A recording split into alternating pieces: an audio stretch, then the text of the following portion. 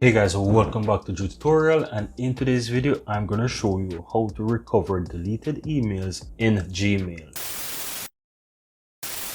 So I'm going to go ahead and open up my Gmail here. Now once you're in Gmail guys, go ahead and click the more button on the left hand side. Now once you do that, you can go ahead and click on spam or trash. Now first I will start with spam. So you want to go ahead and click on spam, and once you do that, you'll be able to see all of those emails that are there as spam, right? So if you're looking for an email and the email is somewhere in the spam folder and you realize, oh, this email is not spam, all you have to do is just simply go ahead and click in the box here, and then you want to go ahead and you can easily say not spam. Now once you click not spam, this will take it right back to the inbox so you can have that email, right? If it is spam and you don't need it, all you have to do is just simply go ahead and click delete forever, and that will delete the email, so you will not have it anymore.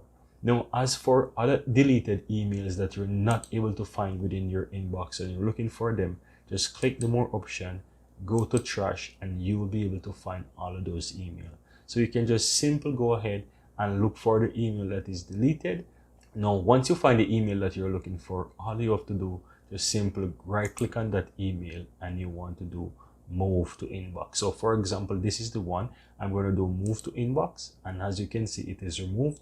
And if I go back to my inbox, now I have that email there. So that's how you go ahead and recover any deleted emails within your Gmail. Now guys, I really hope that you found this tutorial very helpful, and if you do, go ahead and give this video a like and share your comments below. I'd really appreciate that. And if you're seeing the channel for the first time, welcome to Drew Tutorial.